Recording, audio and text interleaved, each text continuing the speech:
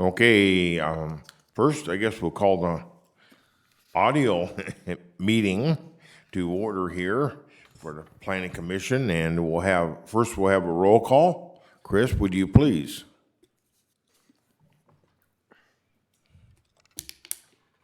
Commissioner Wolf, Present by phone. Commissioner Rexstad, Commissioner Markarian, Here? Commissioner Falens, Here. Commissioner Brzee, Here. Vice Chair Work, Here. and Chair Algauer. Here.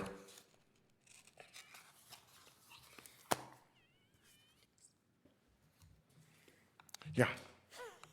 Okay, then we'll have the Pledge of Allegiance. Ben, you would like to do it? Sure. All right, ready? Begin. I pledge allegiance to the flag of the United States of America and to the republic for which it stands, one nation, under God, indivisible, with liberty and justice for all.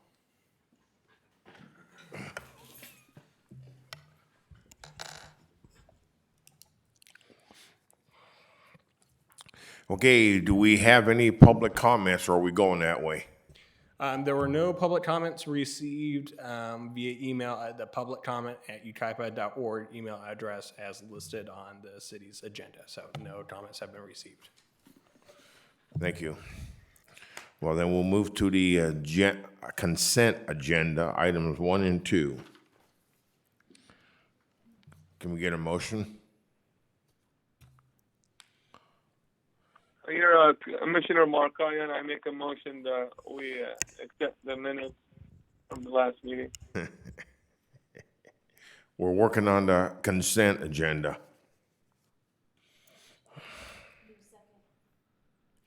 I'll second that, but he's, Okay, we have a motion and a second for the consent agenda. All those in favor? aye.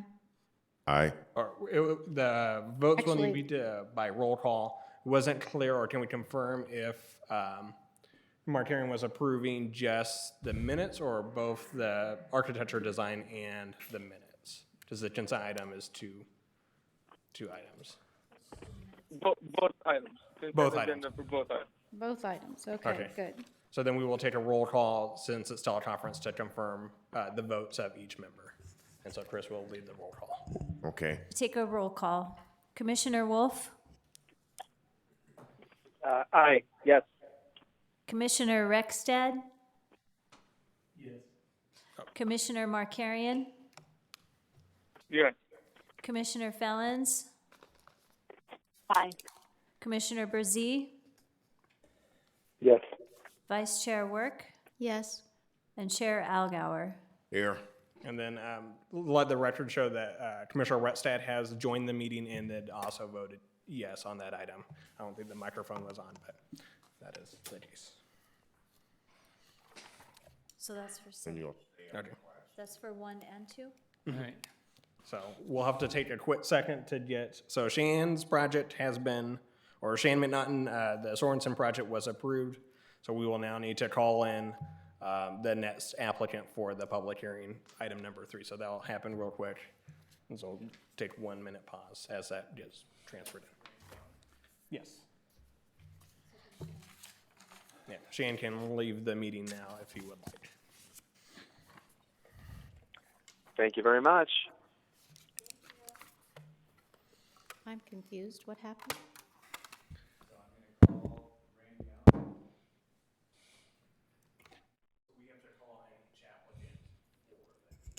For Soren, you said Sorensen, The architecture design was Sorensen, and Shan was the representative in case there was any questions. okay, I thought you said it was approved. That's where the consent. It was, okay, it doesn't say that right here, okay, thank you. So did we approve the minutes? Or- The minutes and the architecture review for Sorensen. was Okay. So Shane no longer needs to, in case there was any questions, he was on the line. Got it. Yep, so we'll be going to public hearing for subject 3.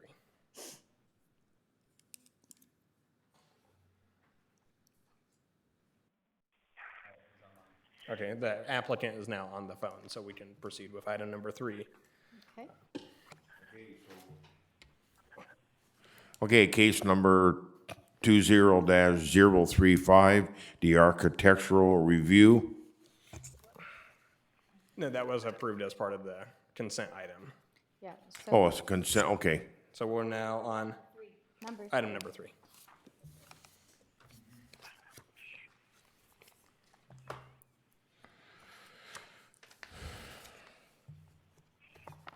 Is that the one Travis is taking, or? Yep. So Travis will be doing the presentation for that. Okay, so we'll take, case number 20-011, the special use permit and architectural review. Thank you, Robert Chairman. I hope everyone is staying safe and healthy at their homes. The applicants, Mr. Ron and Teri Mangus, has submitted case number 20-011, which is a special use permit and architectural review of a proposed 23.5-foot tall, 3,000 square foot detached metal garage to be located on the single family residential property at 35892 Avenue E. The subject site is located on the north side of Avenue E, which is east of Fremont Street and just north of Yucaipa Avenue. The subject property is located within the RL1 Rural Living Land Use District, which requires a 1 gross acre minimum lot size. The subject property is just over 2 acres and is improved with a single-family residence and attached 3-car garage and 2 attached patio covers. There is an existing storage container that is located along the eastern portion of the property behind the residence, but it has been conditioned to be removed prior to completion of the project. The proposed metal building will be located along the eastern portion of the property and does fit within all of the required setbacks for the RL1 land use district. It will be 208 feet from the southern front property line, 102 feet to the north rear property line, 109 feet to the western side property line, and then 35 feet to the eastern side property line. The subject structure will be accessed by a 30-foot wide private road easement along the western property line. One thing to note is the height of the structure. So the peak height of the existing residence is 19 feet tall, and then the peak height of the proposed structure is 23.5 feet tall. However, there is a significant elevation change between the finished floor elevation of the residence and the finished floor elevation of the proposed structure. The proposed residence fits at a finished floor elevation of 101 feet, and then the proposed garage will fit at a finished floor elevation of 95 feet. And so, which will result in then the single-family residence to be taller than the proposed structure by about a foot. Building elevations, the colors of the structure are to be a combination of ash gray and slate gray. It'll be ash gray for the walls and doors, and will be slate gray for the roof and trim. The colors were chosen to match the existing residence. If in your agenda reports, there are some colored photos of the residence, and as it will show, it's a two-tone kind of gray colors. And then the material, it'll be a grid steer steel PVR vertical roof and siding. And it'll be 16 feet tall at the east, and then peaks to its center at 23.5 feet tall. And then it will also feature 24-inch eaves. There was one public comment received that was in support of the project. And at this time, staff recommends that the Planning Commission review the architectural design of the proposed detached metal garage, and if it is acceptable, approve the design subject to conditions of approval A through D. And that concludes staff's presentation.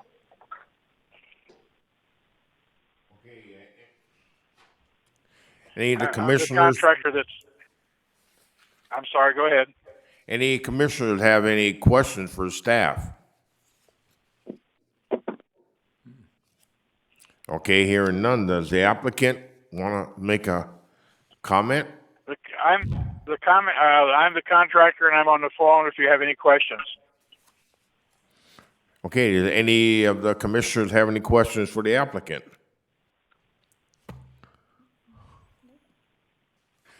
Okay, I guess hearing none, Do we have any public comments? So this is where the meeting gets a little bumpy, is since no members of the public are actually here but can only live stream, we will actually have to pause the deliberation of this and allow those that would like to make a public comment to do so via email at. No, but we'll have to give time for that to happen. So right now, we'll have to take a pause on this, give a few minutes for someone that would like to send an email on this particular item to do so at publiccomment@yucaipa.org. And so right now, this will just kind of hold for a second, and we can go to the other item and then come back, and then that way we're not waiting in a silent room for a few minutes, but we can at least keep things moving, if that is the commission's pleasure, but certainly a little awkward in light of everything we're doing. Item 4. We would just, I think, hang up Randy. Which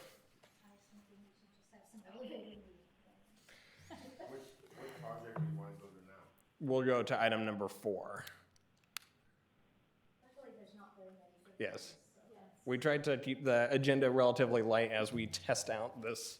Okay, commissioners, as we're waiting for public comments on item number 3, we'll move to item number 4, and that's the Copelan Family Partnership, case number 19-056, a conditional use permit for 18 units detached family condominiums. Okay, so we'll have to take a second. We'll need Randy Allen to hang up on the phone, and then that way we can patch in the applicant for this project. So Randy, if you're on listening, you'll need to hang up. We'll double back, and then we'll You want me go to. you want me to hang up then? Yes, please. All right, thank you.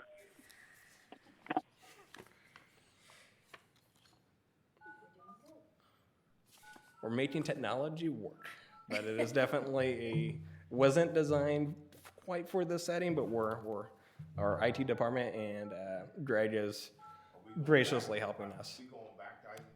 We will. Not 2. 3. It's item 3, and three. we'll go back to vote on it after we do this. So we need a presentation. Who brought the dessert?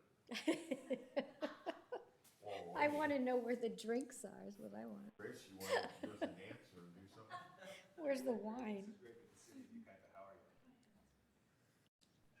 Okay, so I think the plan is they want you to go to this one, and let the staff do the presentation right now, and we'll come back and vote.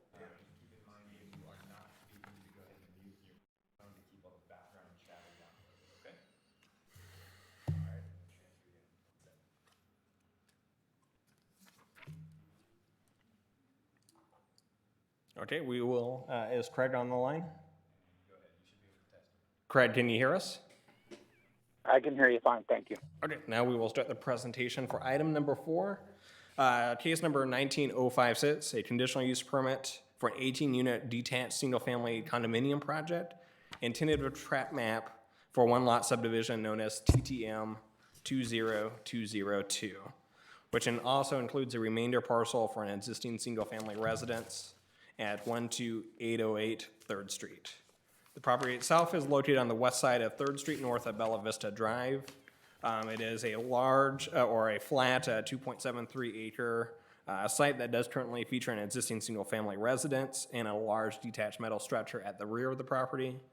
There's a mixture of single-family development that does surround the project site. There's also a mobile home park located west of the site, and then the property south of the site is approved for a 18-lot single-family subdivision as well. That was approved a few years ago by the Planning Commission. Kind of additional history for the site, there was another entitlement approved before, specifically in December 17th, 2014. The Planning Commission did approve case number 14035. It was a conditional use permit and a density bonus agreement for a 48-unit senior apartment project at the same site. However, this project is a different entitlement for kind of family-oriented project, features 18 single-family detached units, and so its condominium establishes a single lot for one lot subdivision for condominium purposes to allow a single-family ownership pattern for the individual units, and then the conditional use permit implements the multifamily type project for this and then emulating the traditional single-family style subdivision. The project does have a density of 7.4 units per acre, which is below the general plan's maximum density for this land use district. And then the existing residence is proposed to remain on site and would become a remainder lot of the subdivision. So the condo would essentially separate out the existing single-family residence and keep the rest of the development for the condominium purposes. And then as part of the site design, a driveway for the the access for the condo project would also provide access for the garage of that single-family residence. The private drive serving all of the 18 units would be located within the center of the site, and then the homes and the driveways would be located along each side of that driveway. And so it would be one private drive of 24 feet that provides access. The project also does feature two different floor plans that are proposed, one that is a two-story floor plan and one that is a single story. And then it is, as noted on the plans, two different elevations would be proposed when architectural review occurs. The architectural review is not proposed at this time, but would occur at a later date. And then the project does feature the required private amenities pursuant to the development code, including open space requirements, a top lot to serve the units, and required parking areas for the condominium parking project. And the project also does feature vinyl fencing that's proposed along the perimeter, and then a decorative block wall along and monument along the frontage of the site. As part of the processing, the city did receive one comment letter requesting a block wall along the perimeter of the site. Pursuant to the city's design guidelines, the block wall or solid wall is the preferred wall type. However, the Plan Commission may approve vinyl fencing, and it is at the Plan Commission's discretion to do so. The project was also reviewed at the DRC meeting of March 26, 2020, and discussed the conditions of approval. The only kind of note that left off from the DRC meeting is the parallel parking spaces that are provided within the drive aisle will require a little bit more engineering details at the construction plan level to show how the water flow and drainage would occur for those spaces. It isn't necessarily detail that's required as a conditional use permit application, but certainly wanted to be reiterated that when design or construction plans are drawn up, that those details are shown just to make sure everything flows and that water doesn't accumulate in one parking spot.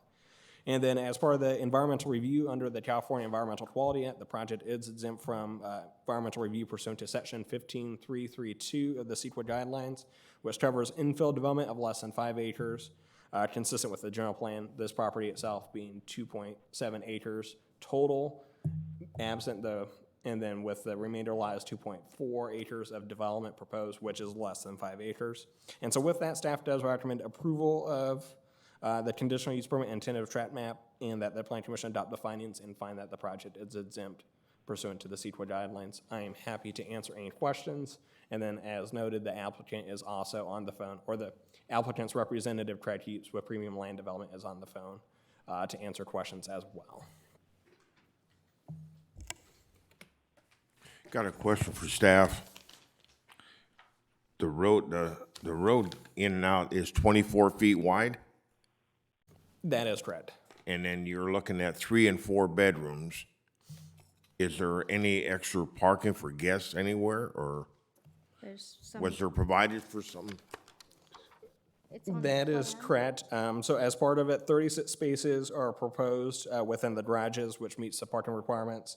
And then 40 additional spaces are required for the project pursuant to the city's development code for a condominium project, with 47 spaces that are provided. So there's 7 additional spaces beyond what the development code requires to serve the project.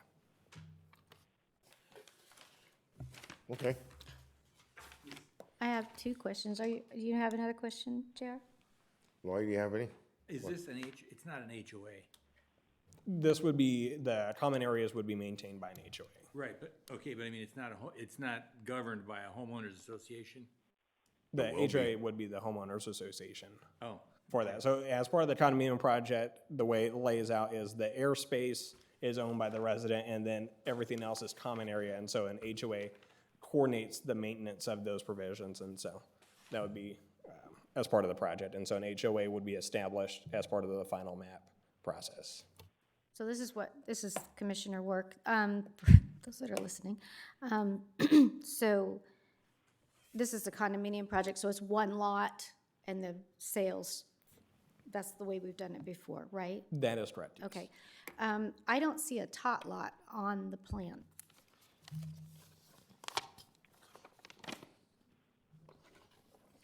Between lots or units 13 and 14, there is a denote that says tot lot.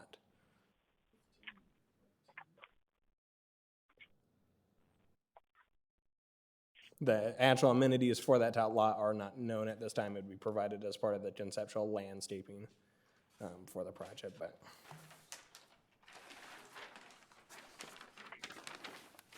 What am I missing there? Oh, back here, behind the guest parking. That is correct. Okay. All right, that's a good spot. What was the previous plan when it was approved in 2014?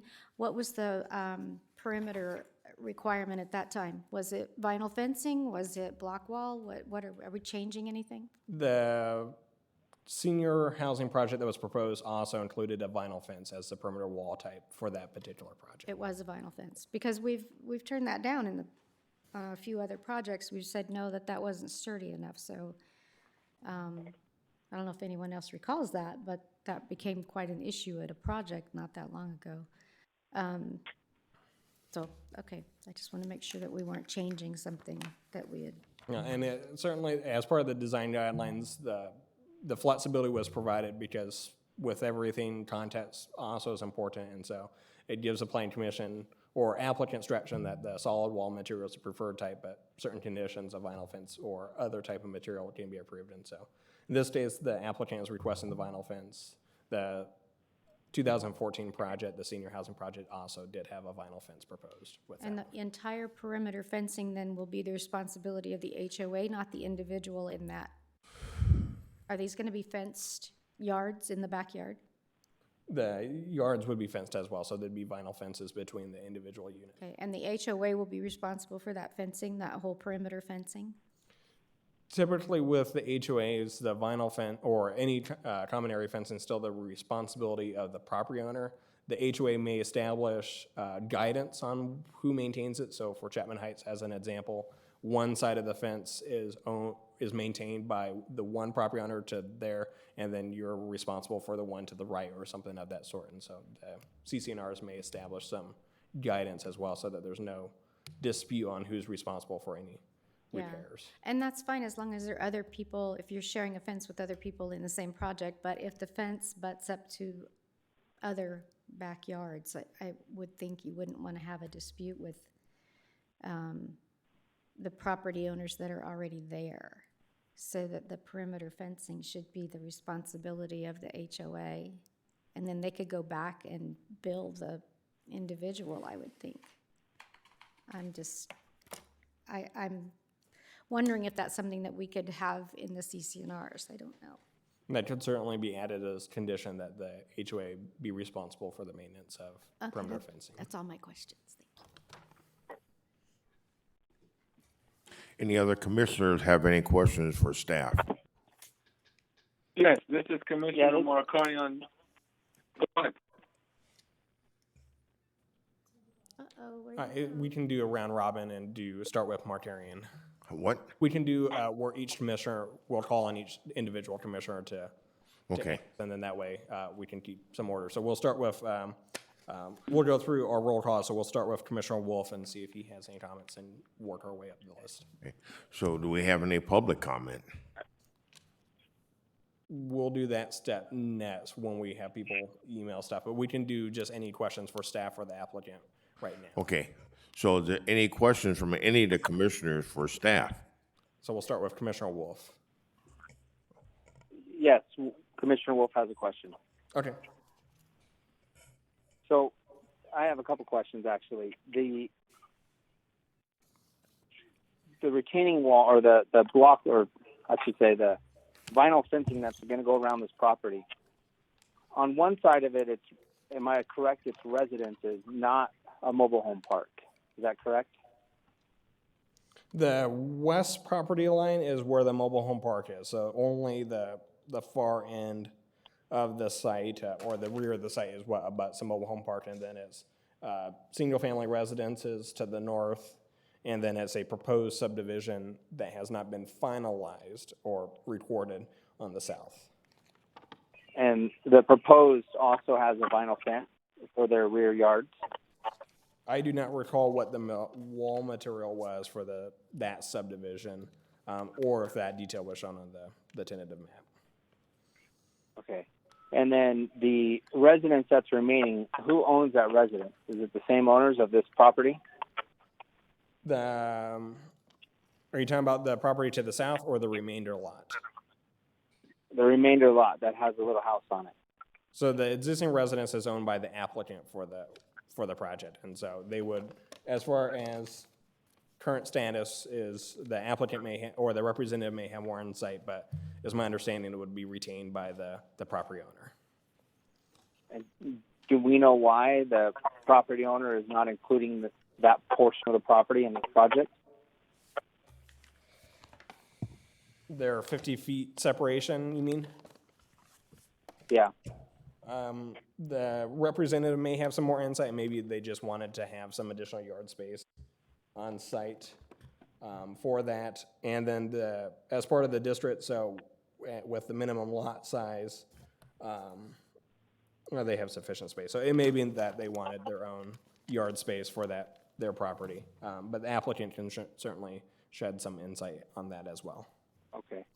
On one side of the project, I'm assuming it's the east side, there's a 6-foot decorative block wall, it looks like there's almost like an easement.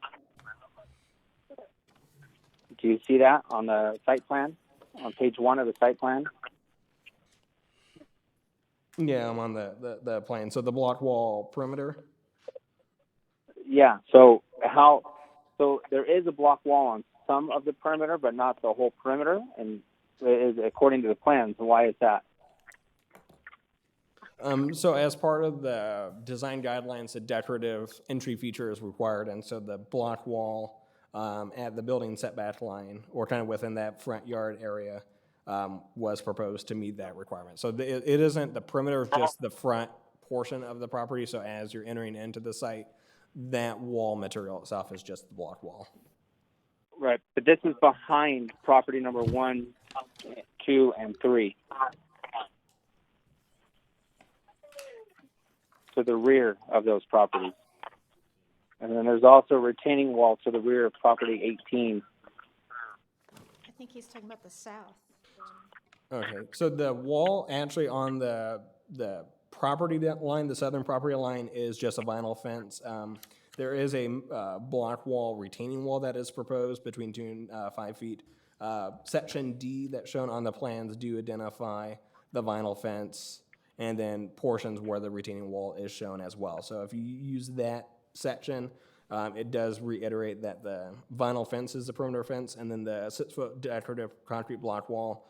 It isn't the most clear image, but does show an arrow pointing across and then up to the front wall along the front property line. So the decorative block wall is only along the front property line, not along the shared property line with the property to the south. Oh, okay. I see what you're saying. That's it for my questions. Thank you. Okay. So we will go to the next commissioner, which is Commissioner Markarian. Thank you. This is Commissioner Markarian. My question is about the CEQA Class 32 categorical exemption. Yes. And I read up a little bit about it, of the urban infill exemption. And my question is, can we replace one house with this 18 unit and still meet that requirement? Or is there a limit to, if you take one house and you're going to replace it by, say, 25, 30 units, you have to do the review all over again? And it will not make a Class 32 exemption. So the ADU law is consistent with the General Plan and Development Code, and so if someone wanted to do a project and have additional ADUs, the fact that the project itself was designed consistent with the General Plan would meet the requirements of 15332. That isn't necessarily part of this entitlement,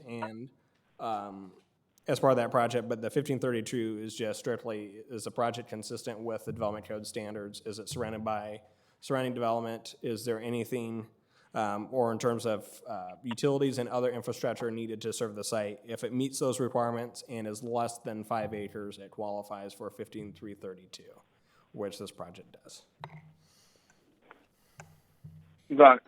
Yeah, that was my only question. Is I wanted to find out if someone has one house on a 5 acre property, taking the one house out and putting 30 to 40 units on 5 acre or less would still fall under the Class 32 15332 exemption.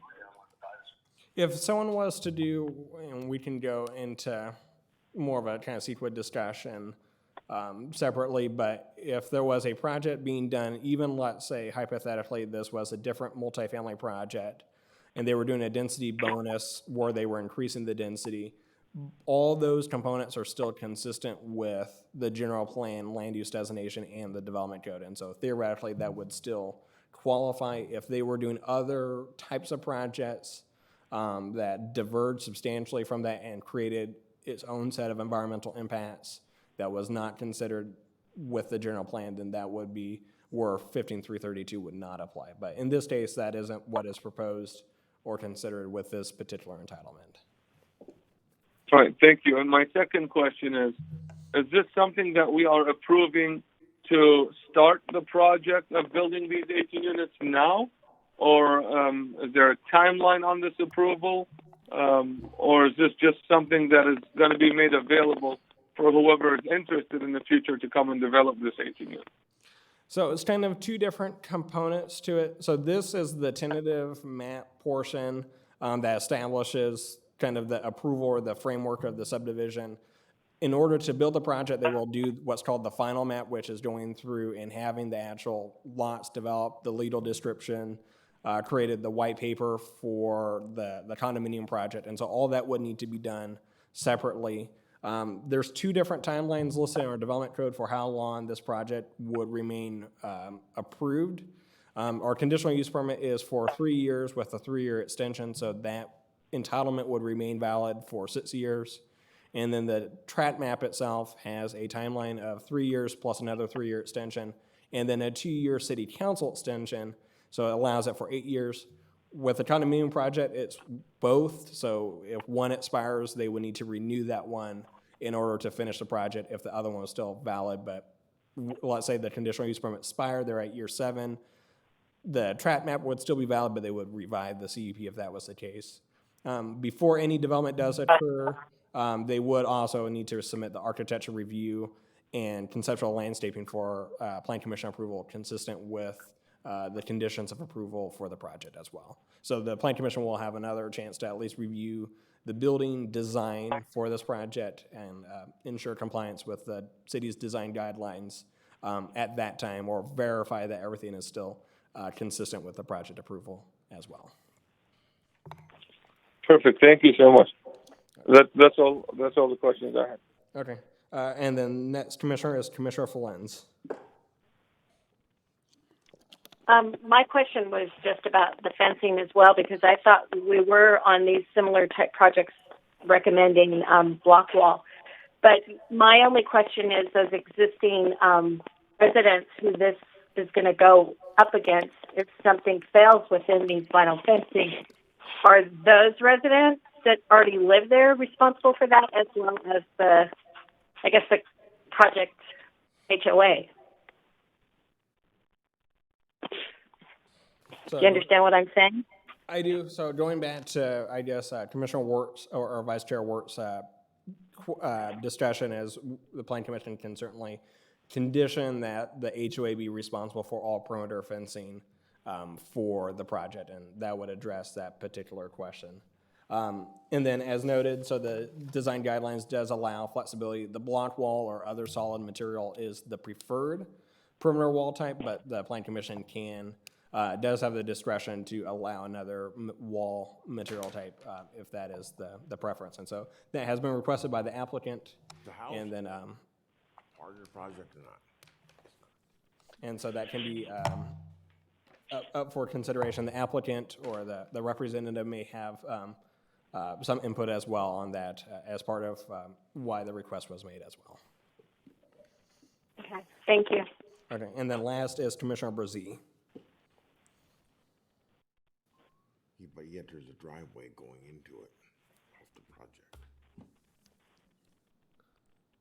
Commissioner Brzee, do you have any questions at this portion of the project? Just one. This is a market rate project, right? That is correct. There's no density bonus or affordable covenants proposed as part of the project. Alrighty, thank you. Okay.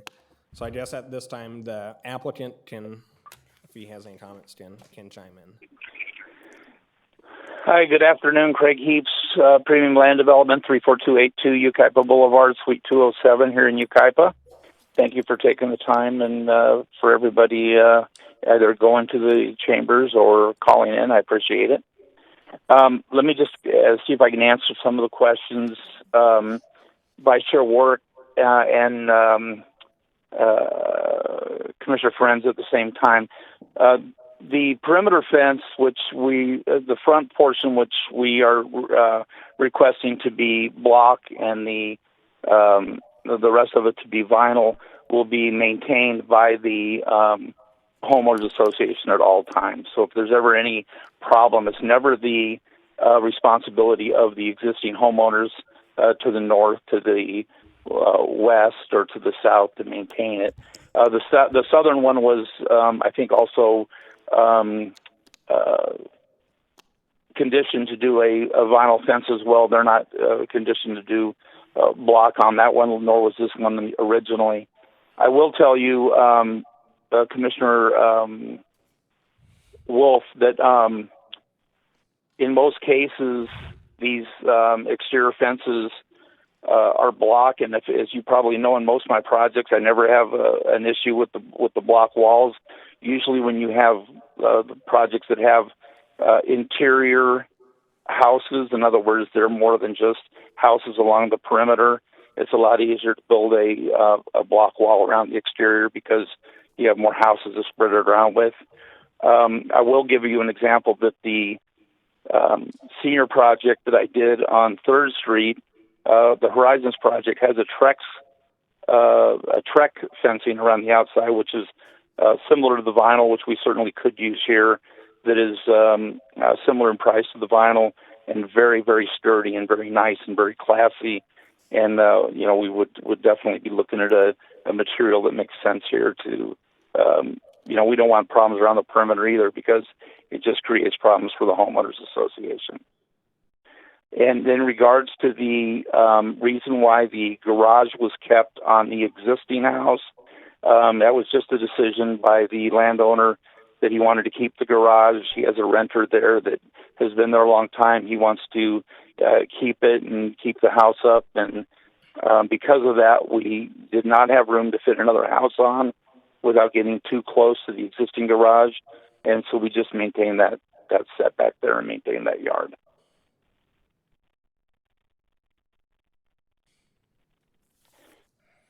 Does anybody... Over and above that, I don't know if there are any other questions that I haven't answered, but if there are, I'd be more than happy to address them. First time I've done this from home, so I didn't take too extensive notes like I normally would there. Yeah, well, have that beer on me. On the house... Okay, on the house is staying in the project, am I correct? The house is outside the project. It's big enough to be that there will be a lot line adjustment, and that will, when the final map is recorded, that will become its own. As it is now, it will maintain its own APN number, and the rest of the project will end up with another APN number, and of course individual APN numbers on each house. Okay. So it will not be part of the homeowners association. It will be a separate property that will have a fence around it. And then there's not a driveway coming off the street in the project to the house.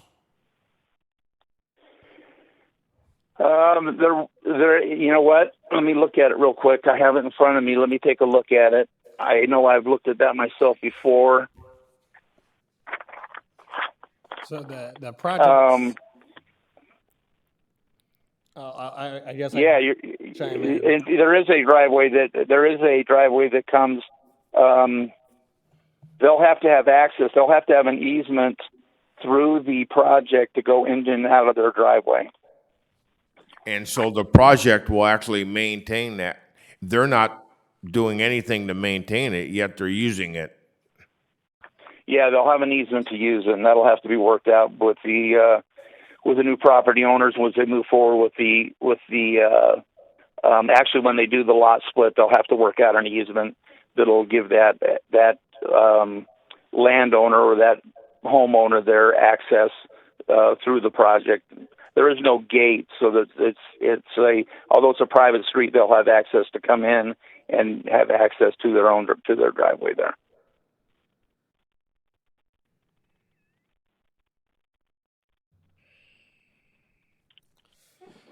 Okay, any other commissioners have any questions for the applicant? This is, Commissioner Wolf, I have a question. Yes, sir. Who's? So, Mr. Heaps, maybe this was already covered, but as far as parking goes, in the plans it says that if you are a 3-bedroom residence, you're going to have a single-car garage, and if you're one parking spot, and if you're a 2 or a 4-bedroom residence, you're going to have a 2-car garage, the 2 parking spots. Is there going to be parking on the street in front of these houses as well? 24 feet, man. There is some parking on the street. There is some notches for it. There is some guest parking down at the end towards the cul-de-sac, and each one of our garages in these will be required to have 2-car garages and 2-car availability. They all have access within their driveways as well. So there are 7 extra parking spaces over and above what is required. Okay, thank you. Yes, sir. Craig, Commissioner Work here. What is with all the Vice Chair Work. Okay, thank you. At the end of the cul-de-sac, all the stamped concrete, what kind of an area is that? I don't quite understand it. It's kind of it was the best way to facilitate the cul-de-sac down there and allow for a shared area that the residents could use down that way to access their driveways, rather than have all these individual little driveways that drove down into the area and then had all the different landscaping and all the different confusion down there. It's just kind of a big, larger stamped concrete area that gives everybody a chance to access their driveways and their garages. Okay, I guess. Just a little different design, but yeah. And the trash bins, that's kind of trash bins will. It's gonna be a little bit tricky. I mean, we've done it before in other places, in other cities, but basically they'll go out either onto the street or, but the HOA will make provisions with the Burtac or Yucaipa Valley Disposal, whoever it is, to pick them up. But normally they'll probably have a 75 or 50-foot walk, some of them, to get their trash cans out into the street before they get picked up. I guess the answer to that is that it'll be taken care of and it won't be a problem, but there's never an easy solution to figure out exactly, up front how everybody's going to deal with their trash cans. So people at the front of the drive are going to have to bring their trash cans all the way back to the end of the cul-de-sac? No, that's actually just showing that was provided on the plans to illustrate that as you reach the cul-de-sac, the distance between the driveway edge and the parking spaces is sufficient to provide the curbside pickup for those units' trash cans. The rest would be just curbside along the front. to serve Correct. those units, Okay, so that's for these units that are at the back of the cul-de-sac. to show when they do the trash pickup, how they would orient their trash cans, that it wouldn't obstruct other parking spaces Right, as part of okay, that. gotcha. Thank you. That's it. Great. Thank you, Ben. Okay, so we have any other questions for the applicant before we, let him go back to his beer? Yeah, Mr. Heaps, I have one last question. Commissioner Wolf. As far as the mobile home park that sits behind this property, is there any objection to doing a block wall for that portion of the? I'll tell you, I'm hung up on that for that portion of the project.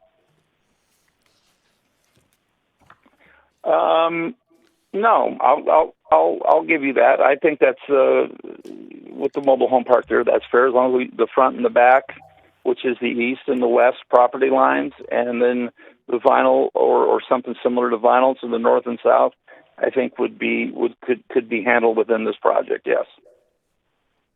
Yeah, I don't have a problem with the vinyl on the north and the south due to the other project having vinyl fencing as well. That's already been approved. And then I would imagine the residences that are on the other side of the project, you know, if they have a block wall already, good for them. Otherwise, they have wood fencing, and a vinyl fencing is going to be an improvement. Correct. But as far as the barrier, or the buffer, I should say, between the mobile home park and the backyard of these residences, I think safety-wise, a block wall would be beneficial to the residents, to everybody involved. I'm okay with that. If you want to make that as we move along, as you want to put that as a provision that we put it on not just on the east side but on the west side as well for block. It's not really that lengthy of an area, so I don't have a problem with that. I don't think it's going to affect the project too much for any but either for the applicant or the owner or the builder. So it'll be fine. Thank you. Yep, thank you. Anyone else? Okay, I'd like to thank you, Craig, and so we'll move on, close that out, and we don't have no public. So we'll do the same as we did for the other one. If anyone still has public comments that are listening out on YouTube, public comments at yucaipa.org. We can go back to item number 3, finish that discussion, and take action, and then we'll come back to this one once that, to give a few more moments for those emails to come in. Certainly a different way of handling the meeting without the live interaction to call people down, but we'll make do, and we can go back to item 3 if that's a preference, and we'll confirm if we've received any public comments on that one, take action, and then... Mr. Matlock, I know you're going to ask me to hang up, so if you'd like, I'm going to be listening online, so if you need me back, just call me back. Otherwise, if things are just moving along and you don't need me, I'll just listen. All right, I appreciate that, Craig. Go take your nap. Okay, thank you, everybody. Thanks, Thank you, Chairman Algauer and Vice Chair Work and everybody else. Thank you. Night, Craig. Go take your nap. Okay, what project were we going to now? Item number 3, which is Teri Ron Mangus. Oh, okay. So have we received any? So we have not received any public comments on that item. Okay. Oh, okay, so we close the public hearing on that one, and we can move to the commissioners on agenda item number 3. I could make a motion for case number 20011, the architectural review and special use permit. Marconi on 9 seconds.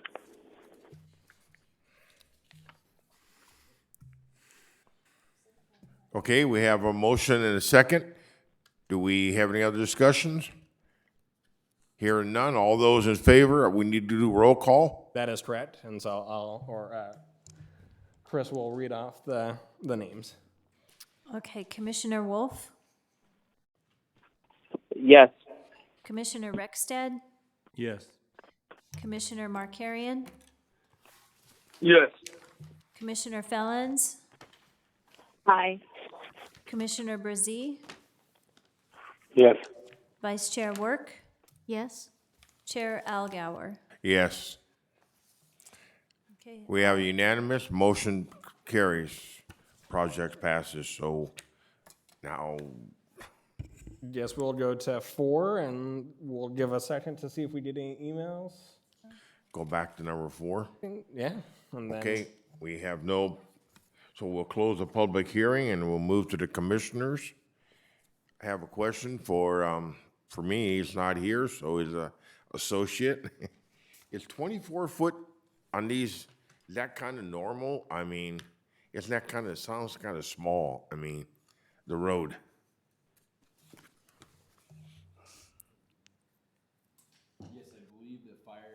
Oh, turn that on. I was concerned about the fire, I mean, that's 24 foot, man. If you had a car parked on the street, Right, so the 24 feet street width would not accommodate street parking, which I think is the reason why the street parking bulb outs or 3 areas that were identified on the site plan would provide for those 3 spaces, and then the rest of the parking spaces would be further in the cul-de-sac.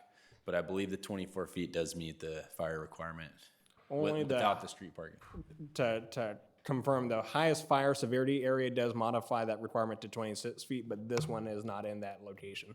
So 24 feet is the minimum width requirement for both engineering and fire for this project.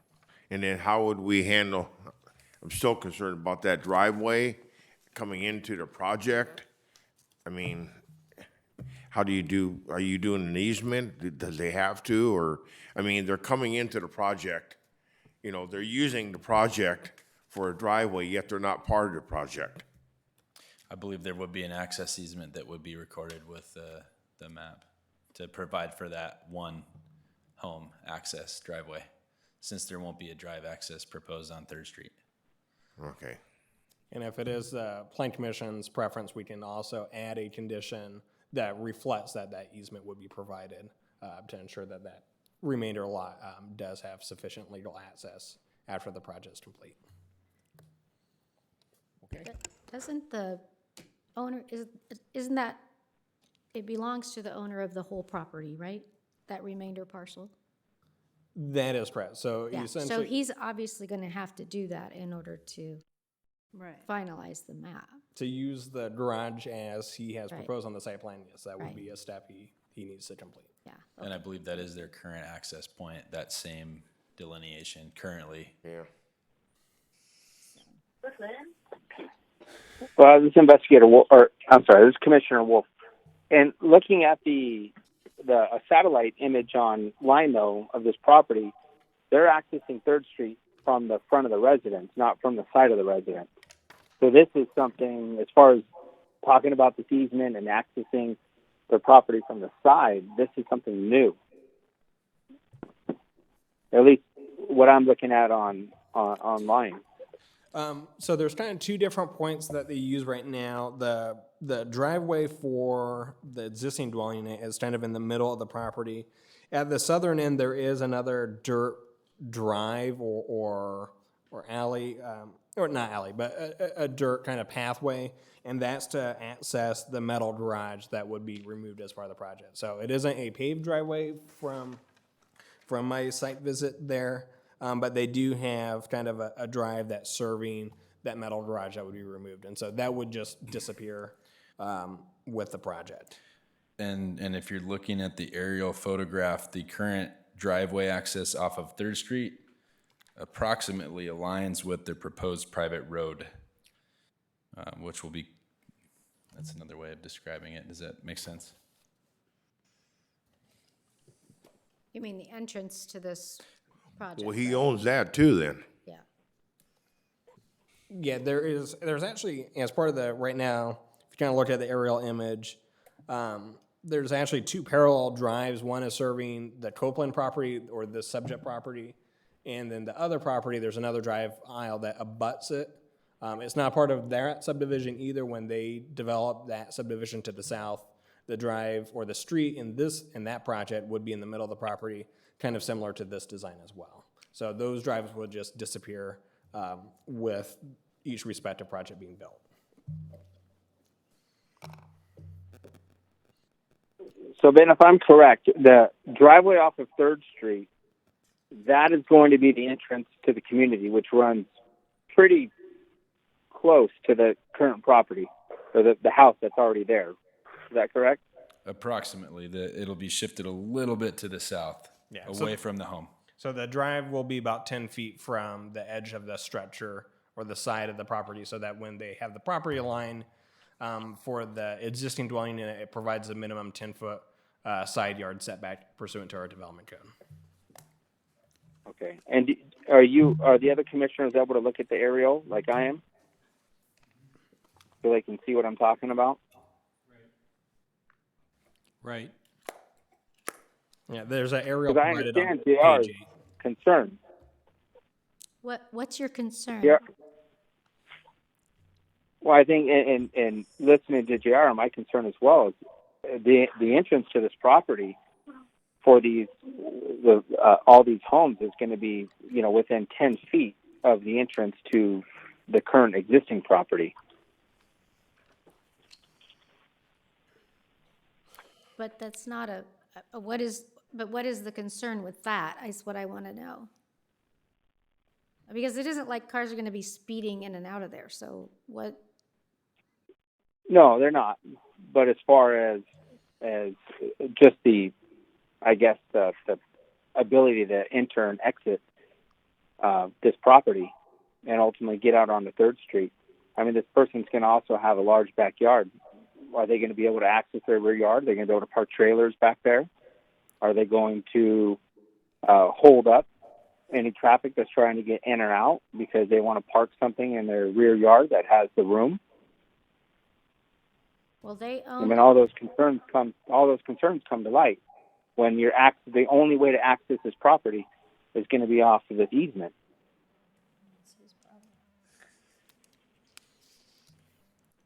Well, the owners of the whole thing are the ones that own that house.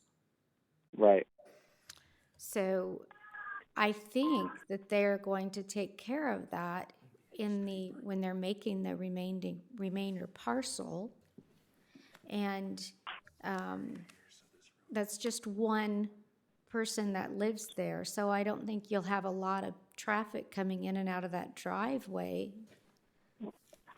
Right, but today it's one person. Tomorrow it's 2 families. I know. So we can't do anything about I don't want to base anything off of what today's circumstances are when we know it's going to change tomorrow. My only concern is, personally, I don't like this project. I don't like the fact that this house is still here and they're using an easement, and that they're going to encroach into this HOA that these people are going to be paying for, but they're not going to be paying for. And, they're going to want to access that rear yard, which is where their space is, or access their garage or have a trailer or whatever they're going to do. And they're going to have that ability to hold up traffic. And I'm not, but again, I understand that it is the owner of the whole entire property who's making this proposal. So.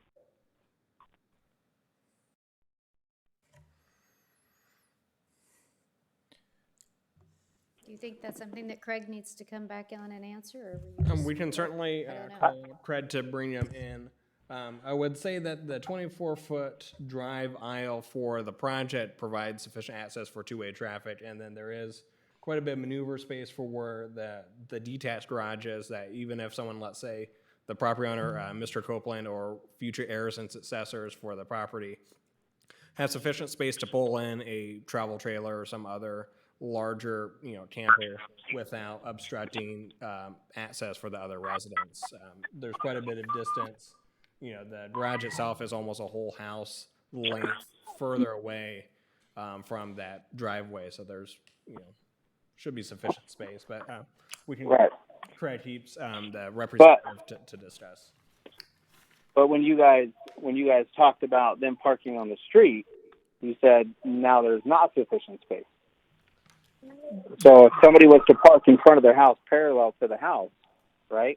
That's not, If they're to have if you look if you look at the plan, it shows just some like cutouts in the street. Those are spaces to park. So you will not be able to park in front of the house? Curbside parking will not be allowed with the 24-foot There's two cutouts. Okay. street. And that's gonna be in the HOA? So, just to clarify, there is street side parking in the bulb outs provided between lot 7 or unit 17 and 18 and 5 and 4. The majority of the driveway outside of those 3 bulb outs is not street side parking. As part of the project, there's a detached garage at the existing residence. And so they would extend their driveway to connect to the private drive, but there would be still a completely separated driveway, gate, and garage serving the residents that would provide sufficient space.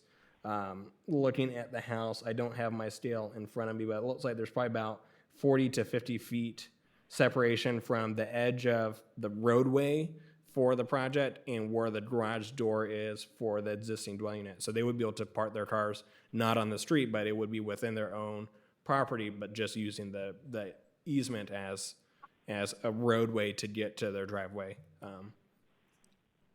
And so the applicant is also the representative. The easement is only going to be used for access in and out of their driveway, and we certainly can make the driveway width or the gate width a little bit wider if you're concerned about a trailer or something of that sort. I don't think we can assume that anybody that's going to live there that necessarily is going to have a trailer, or that there's necessarily going to be a second family there when it's a single family residence.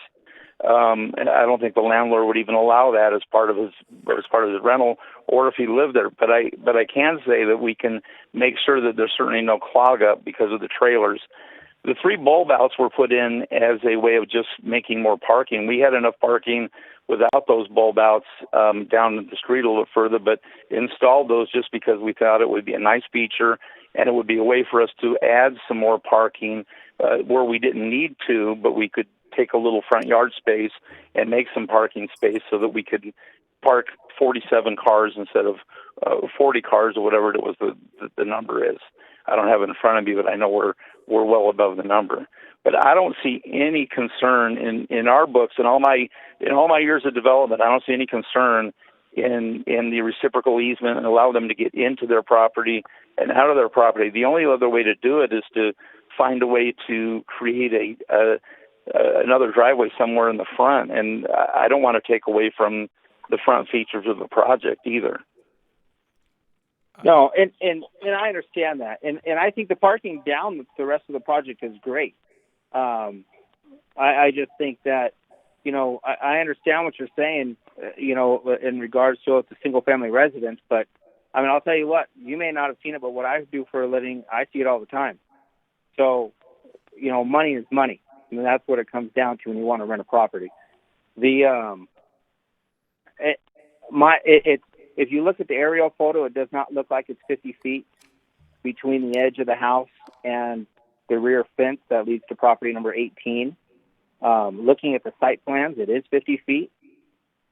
And that's the only reason that I had mentioned, if somebody wants to park a trailer back there, you're not going to park a trailer in the garage. You're not going to park a trailer in front of the house, whether it be a toy hauler, a motor home, or just a regular trailer you're going to use to haul stuff. You're going to park it over there on that side of the house where there's the 50 feet lineage between property number 18 and the rear of the home. So, my concern with this project is just that. I think the easement's a great idea, and I think easements work all the time. I mean, I used to own a house in Big Bear, and we had an easement there. So I understand how those work. I just want to make sure that, there is no cutout for additional parking in front of properties 1, 2, 3, and this is where the person is going to be accessing their residence. So if it is something you guys can figure out, whether you make it a little bit bigger to allow for easier access to, if somebody was to own that property and want to park on the side over there, makes it easier for them to be able to do so without, delaying traffic. I mean, not everybody is not everybody owns one of those new Fords that does it all for you, right? Well, we wish we did, but yeah, no. And let me say this, because Commissioner Wolf, you know that you've brought suggestions to me before that you brought up that we've taken back to the drawing board and we've fixed or we've addressed. We certainly, when we come back with design review on the houses, which will include the design review for the wall and fence plan and everything else, we'll certainly take into consideration making sure that we have everything correct there that we need to be able, if they have a toy hauler or they have a motor home or they have whatever, that they're able to get in and out without any kind of impedance of traffic or creating any kind of a problem. So we won't have any parking across the street from where they're at, and certainly I think that's valid. But we will design around that. So when we come back to Planning Commission with our design review, we will have that taken care of. I do want to know, and just very quickly, that the 16-foot driveway is kind of a standard two-car or like a standard driveway that single-family residence has in the city of Yucaipa. My driveway itself is 16-foot wide as well, and so as an initial drive approach, that does provide some space, and then can certainly add concrete once you get beyond the drive approach for larger toy vehicles or RVs as well. Right, and our city standard for a residential drive approach, typically the maximum allowable width for a residential drive approach is 24 feet. They typically range between 12 feet and 24 on a city street. And Mr. Heath, I appreciate what you're saying. Again, our job, in my personal opinion, our job as planning commissioners is not to look at today, but to look at the future. And I understand what you said as far as renters go. But the people who are going to purchase, or the people who are going to live in this property, 1 through 18, they're going to own these residences. The person who is living on the existing property is going to be a renter. There's a very big difference between somebody who owns a property and somebody who rents a property. Not all the time, but there can be. So I want to make sure that, we're developing a property that 10 years from now, we're not going to have all these people who own these properties coming back to the city saying, why didn't you guys do this?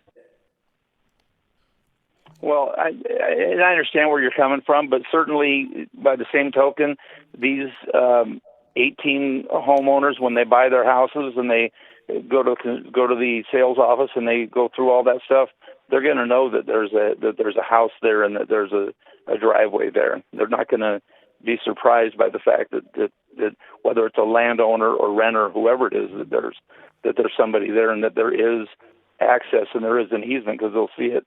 They'll see it in the map, and they'll be told about it when they buy their land. They're obligated to tell them. Okay. So, is it possible? Go ahead. I was just going to ask, as far as the property between the fence between property 18 and the rear of the pre-existing property, is that something that can also be a block wall then? Because, just because of, I'll tell you just from my own concerns, that it is in fact a rental property. And when you go to rent something, today it might be, oh, that's great, it's a great renter, and tomorrow it might not be. So that added security, if I was the person who lived in that property, that added security is something that would make me feel a little bit better. As far as the division between, just like the division between the back house, but the division between this one, or the back property and this one. And I'm not saying I need it. I'm just asking if that was a possibility. Yeah, you know what? Let me look at it in design review, if you would, under consideration, and make sure that we take the right steps for for lot 18. And I will certainly have a very heartfelt conversation with the landowner and get his take on that before we bring it in for design review.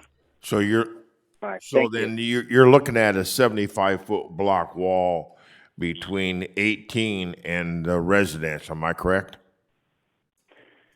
I'm saying I'll consider it and speak to the landowner, but at this point, I would keep it as vinyl until we come back, with our design review package, and we can certainly discuss it then if it needs further discussion. But at this point, I would keep it vinyl the way it is between all the other lots.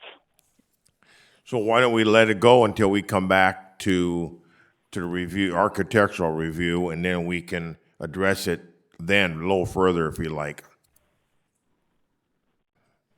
I'm okay with What that. do you mean address it further? You mean address the design of that wall at that time? Yes. I think that's what he's Yeah. saying, but I'm not inclined, and I don't think we would make it a condition. We need to Right. add, the only condition we need to add tonight is that block wall on the west end of the project. Yeah, I'll bring it back based on my relationship with the Planning Commission. The fact that if you guys have asked me to look at it, I certainly will. But yeah, condition-wise, I would say condition me for the western property line to go block wall, and I will address the rest of it from there as my relationship with the Planning Commission. Well, that wall would be, I would think allows. but the block Well, and wall Mr. would be, Heath, I'm not asking for you to say yes on a block wall between 18 right now. No. I know, and that's what I'm saying. I'll give you. I do want to do the one on the west side of the property, and on that one, I just need to really talk and have a conversation, not just with the property owner, but with Ben again and so forth. And then I certainly, when we come back for design review, I'll have an answer and a design that I think you'll probably like. Okay, Well, thank you.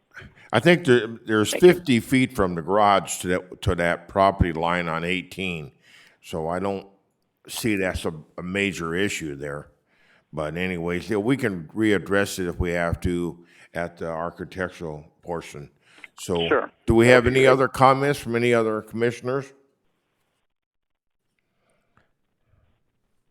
Okay, hearing none, do we have some kind of a motion? I'll make I'll make a motion that, go ahead. Go ahead, Chris. Just remember the addition of the block wall on the west end. So I make a motion that we approve case number 19-056 CUP TTM 20202 with the additional block wall discussion and all the recommendations by staff. I'll second and clarify that that's the block wall that was discussed on the west portion of the project. Would we have to include that easement, Ben? If the Plan Commission thinks that's necessary, if not, the applicant will need to do an easement anyway as part of the map in order to have that access, so they would have He to. can't file the map without it. Okay, so we don't have to worry about it. It's not our problem. Yeah, that was my understanding that it could be taken care of at the next step. Okay, so with that, we have a motion and a second. Chris, could you give me a roll call? Commissioner Wolf, Yes. Commissioner Rexstad, Yes. Commissioner Markarian, Yeah. Commissioner Fellens, Yes. Commissioner Brzee, Yes. Vice Chair Work, Yes? and Chair Al Goer. Yes. So it's unanimous, so that project passes. Congratulations, Mr. Heaps. We'll see you at architectural review. Yeah, my beer's warm now, JR. Thank you. All right. Thank you, everyone. Thank you, Craig. Bye. Wow. Okay.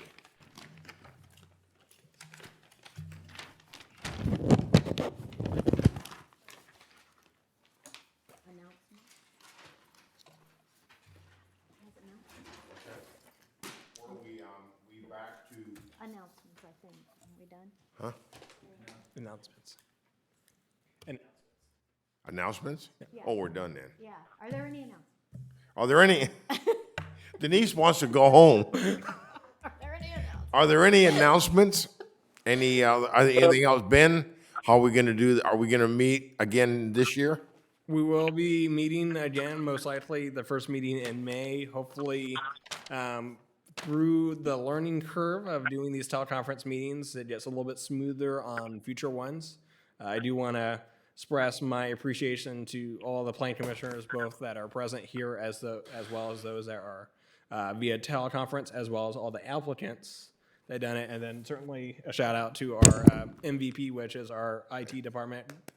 Greg certainly did a lot to help Good get job, this buddy, good job. to go off and comply with providing open meetings, but certainly with in light of everything else happening in the world. But want to appreciate everyone for it, and until next time, Okay, stay safe. I and want to healthy. thank all the commissioners for putting up with this and working through it.